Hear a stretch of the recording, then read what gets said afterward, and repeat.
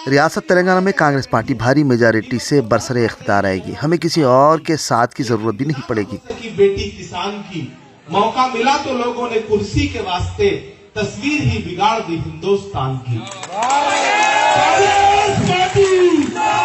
मैं यहाँ तेलंगाना में खड़ा हूँ, अंबरपेट कॉन्स्टिट्यूंसी में खड़ा हूँ।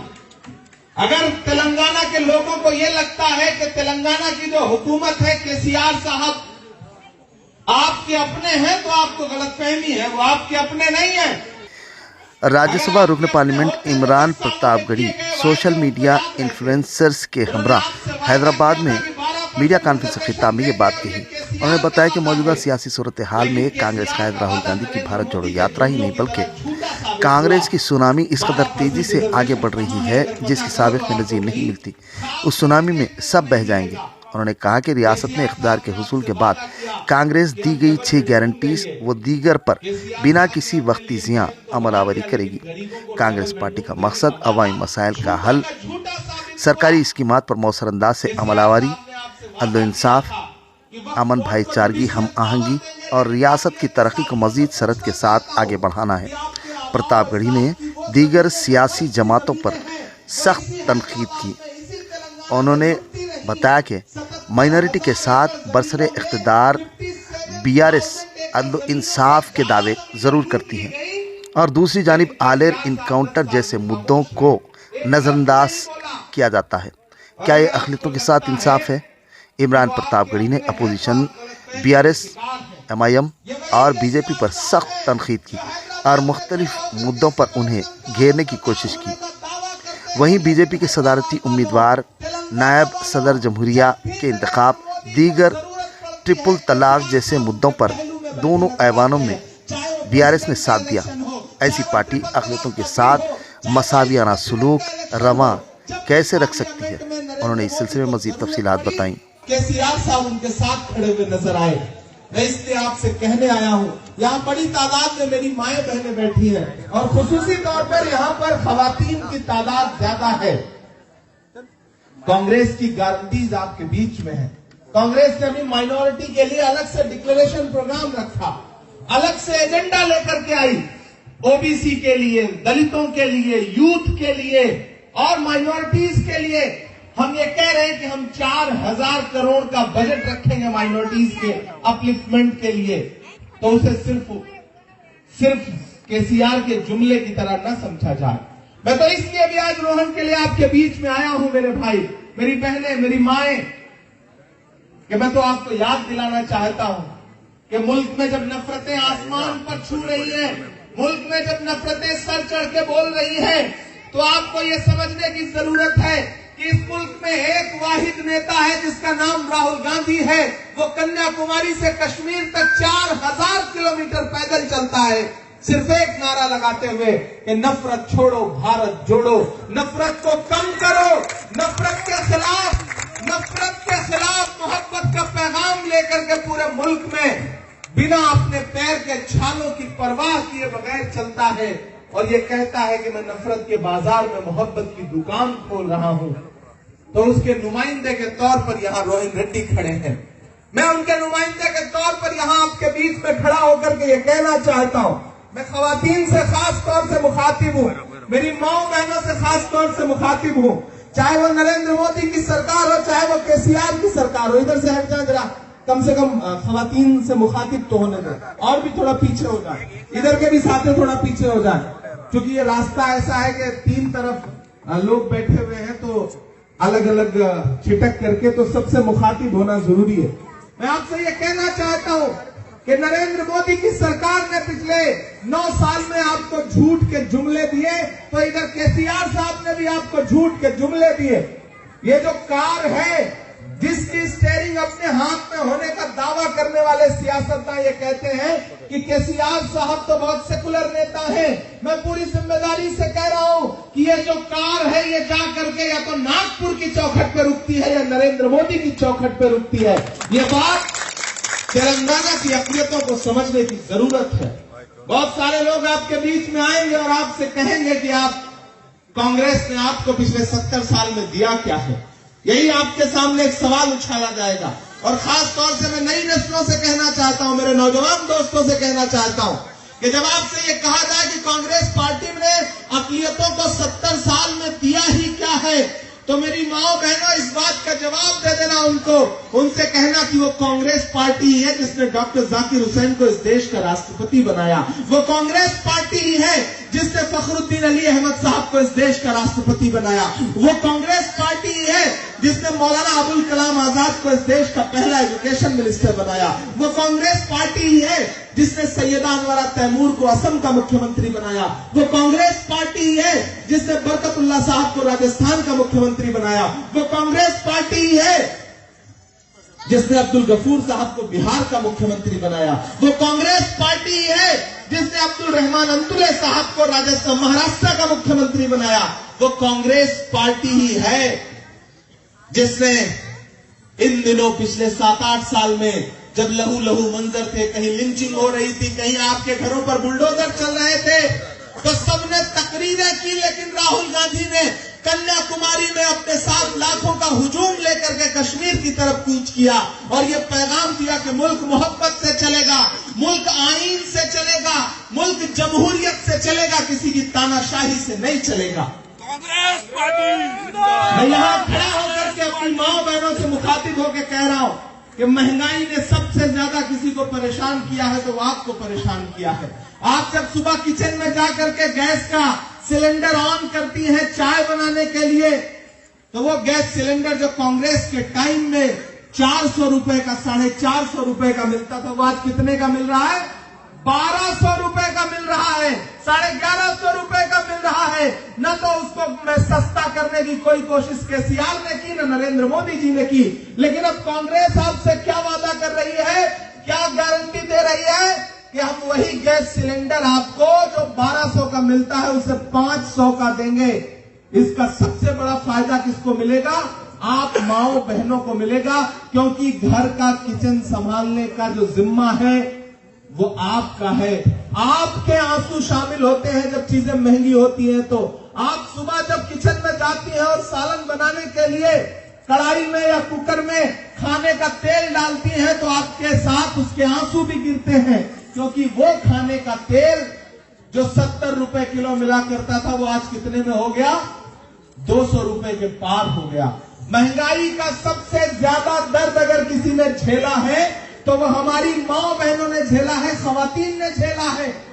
इसलिए मैं आपसे कहना चाहता हूं, मैं तो देश की पार्लियामेंट में बैठता हूं, मैं वहां नरेंद्र मोदी जी से अक्सर कहता हूं कि मोहब्बत भाईचारे के दीवाने दिन ही लौटा दो, ये सस्ती दाल सब्जी के सुहाने दिन ही लौटा दो, ये अच्छे दिन तो अंबानी अडानी को मुबारक हो, हमें ऐसा करो साहेब पुराने दिन ही लौटा दो। वो पुराने दिन जब चीजें सस्ती थी, वो पुराने दिन जब नफरत नहीं थी, वो पुराने दिन जब आम आदमी सुबह से शाम तक अपनी रोजी रोटी का जुगाड़ कर लेता था। लेकिन तेलंगाना वालों, अगर आपको लगता है कि केसीआर और नरेंद्र मोदी एक नहीं है, तो मैं एक एग्जांपल देता हूं, आपको समझ में आ जाएगा। मैं तो पूरे तेलंगाना में घूम घूम के कह रहा हूं कि ये जो केसीआर है ये मोदी जी के यार हैं। आप ये मत समझना कि दोनों अलग हैं, एक हैं, क्योंकि जिस केस में पिछले 9 साल में पूरे अपोजिशन के यहाँ कभी ईडी, कभी सीबीआई, कभी इनकम टैक्स की रेड पड़ती रही, आज तक केसीआर साहब को ईडी ने कभी पूछा भी नहीं। और जिस केस में मनीष सिसोदिया जो दिल्ली के डिप्टी सीएम हैं, संजय सिंह जो राज्यसभा के सांसद हैं, वो जेल काट रहे हैं, उसी केस में केसीआर के परिवार को ईडी पूछताछ तक के लिए नहीं बुला रही है। इससे ज्यादा रिश्ता क्या हो सकता है? ये जो केसीआर और मोदी जी का रिश्ता है, उस रिश्ते को समझिए आप लोग, अक़लियत के साथियों, अक़लियत के लोगों, और खास तौर से मेरी खवातीन माओ बहनों, आपको ये बात समझनी है कि रोहित नौजवान है, युवा हैं, आपकी खिदमत के लिए यहाँ पर आए हैं। अगर आपने इन्हें जिता करके असेंबली में भेजा तो ये जान लीजिए कि तेलंगाना में कांग्रेस की सुनामी चल रही है, कांग्रेस की सरकार बनने जा रही है। कोई ताकत कांग्रेस की सरकार बनने से रोक नहीं सकती। नरेंद्र मोदी और केसीआर साहब बीआरएस कितना भी रिश्ता एक कर लें, लेकिन अब कांग्रेस की आंधी को रोक नहीं सकती। रेवंत रेड्डी की सभाओं में, राहुल गांधी जी की सभाओं में, प्रियंका जी की सभाओं में, खड़गे जी की सभाओं में जो आवाम आ रही है, वो ये पैगाम दे रही है कि तेलंगाना में कांग्रेस की सरकार बनने जा रही है। ये जो हाथ के पंजे के सामने का बटन है, 30 नवंबर को उस बटन को दबाना है और रोहिन रेड्डी को अंबरपेट से जिता करके असेंबली में भेजना है। अगर आपने असेंबली में अपने इस बेटे को, अपने इस भाई को भेजा, तो मैं इमरान प्रतापगढ़ी माइनॉरिटी डिपार्टमेंट का नेशनल चेयरमैन होने की हैसियत से और मेंबर ऑफ पार्लियामेंट होने की हैसियत से आपसे वादा कर रहा हूं कि रोहिन उसी तरह से काम करेंगे जैसे एक खिदमत करने वाले नुमाइंदे को करनी चाहिए। मैं आज इसलिए रोहिन के लिए दामन फैलाने के लिए आपके बीच में आया हूं, और खास तौर से मैंने कहा ना, मुझे अच्छा लग रहा है कि यहाँ बड़ी तादाद में हमारी माएं बहनें बैठी हुई हैं। एक बात आपको समझनी है मेरी माओ बहनों, अगर आप चाहती हैं कि पूरे मुल्क में नफरत कम हो, मोहब्बत फैले, अगर आप ये चाहती हैं कि दिल्ली से लेकर के तेलंगाना तक जालिम हुकूमतें हटें, तो आपको कांग्रेस को मजबूत करना पड़ेगा। ये जो इलेक्शन है, मैंने फिर से आपसे कह रहा हूं कि ये इलेक्शन सिर्फ असेंबली का इलेक्शन नहीं है। 17 नवंबर को, यानी कि कल एक दिन पहले अभी मध्य प्रदेश और छत्तीसगढ़ में वोटिंग हुई है। दोनों सूबों में कांग्रेस की सरकार क्लियर मेजॉरिटी के साथ बनने जा रही है। तेलंगाना वालों, 30 नवंबर को जिम्मेदारी आपके कंधे पर है। आज केटीआर से लेकर के, केसीआर से लेकर के, हरीश से लेकर के पूरी बीआरएस पार्टी अकलियतों के दरवाजे पर, उनकी चौखट पर खड़ी है। मैंने देखा अभी केसीआर साहब की पार्टी के एक नेता ने कहा कि हजरत उमर फारूक रज़ियल्लाहु अन्हु के बाद अगर कोई इंसाफ पसंद नेता हुआ है तो वो केसीआर हुए हैं। कहा हजरत उमर फारूक रज़ियल्लाहु अन्हु और कहा ये आज के सियासतदान। लेकिन कहां पहुंच गई है इनकी सियासत, किससे कंपैरिजन कर रहे हैं? और कल तो परसों मैंने सुना कि केटीआर कह रहे हैं कि मैं तो अल्लाह से भी लड़ जाऊंगा। इतना गुरूर, इतना घमंड नहीं ना, आज से ही कल जरूर टूटेगा। गुरूर किसका रहा है? गुरूर टूटेगा, और ये गुरूर तेलंगाना की आवाम तोड़ेगी, मैं जानता हूं। मैं इसलिए आपसे कहने आया हूं कि बहुत जज्बाती भाषण हो गए। वो आपसे कहते हैं कि कांग्रेस ने किया क्या है, कांग्रेस की ताकत क्या है। आज केसीआर से लेकर के, केटीआर से लेकर के सब आपकी चौखटों पर खड़े हैं। ये है कांग्रेस की ताकत। कांग्रेस ने यहां लाकर के खड़ा कर दिया है कि वो केसीआर साहब जो अकलियतों से दामन बचाया करते थे, वो आज आपकी इबादत गाहों के बाहर खड़े होकर के दामन फैला के आपसे वोट मांग रहे हैं। ये किया है कांग्रेस ने। ये है राहुल गांधी की मोहब्बत की ताकत। तो मैं आपसे, मेरी माओ बहनों, आखिर में नौजवान साथियों, बुजुर्गों, ये कहना चाहता हूं कि ये इलेक्शन बहुत अहम है। मैं भी दिल्ली से आपके बीच में इसीलिए आया हूं कि ये इलेक्शन सिर्फ इलेक्शन नहीं है, ये 2024 के पार्लियामेंट्री इलेक्शन का सेमीफाइनल है। अगर आपने तेलंगाना जिता करके कांग्रेस को दिया, तो हम आपसे वादा करते हैं कि 2024 में दिल्ली जीत करके आपके झोली में डालने का काम करेंगे। इसलिए एक एक कैंडिडेट बहुत अहम है, एक एक कैंडिडेट बहुत अहम है। रोहिन रेड्डी को कांग्रेस पार्टी की लीडरशिप बहुत पसंद करती है। आप यकीन करें, अंबरपेट आने के लिए मुझसे पार्टी के सारे बड़े नेताओं ने कहा कि इमरान, पूरे तेलंगाना में जहां जाना है जाइए, लेकिन सबसे पहले अंबरपेट जाइए, रोहिन रेड्डी के लिए जाकर के अपील करिए। तो मैं रोहिन के लिए आया हूं। रोहिन हमारे भाई की तरह है, रोहिन हमारे भाई की तरह है। मैं आपसे ये गुजारिश कर रहा हूं कि रोहिन की जमानत मैं हूं, इमरान प्रतापगढ़ी रोहिन की जमानत है।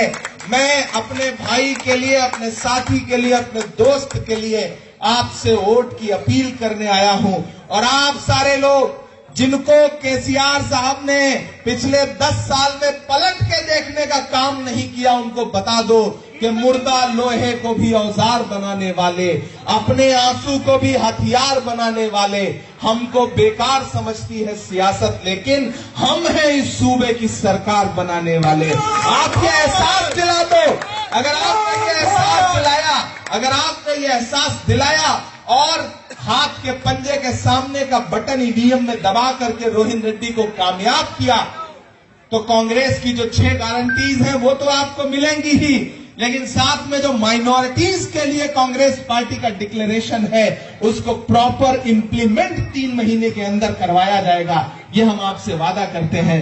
आपके बीच में आकर के बहुत अच्छा लगा। एक बार फिर से आप सारे साथियों का बहुत शुक्रिया। मैं चाहता हूं कि एक एक आदमी हाथ उठा करके रोहिन को यह एहसास दिलाए कि आप सारे लोग रोहिन के समर्थन में हैं। इधर जो साथी खड़े हैं मैं इनसे भी चाहता हूं, इधर मेरी माँ बहनों से भी गुजारिश है कि आप सारे लोगों का भी उठा हुआ हाथ रोहिन रेड्डी को ताकत देगा। एक बार फिर से आप सारे साथियों का बहुत शुक्रिया और रोहिन के लिए ढेर सारी दुआएं।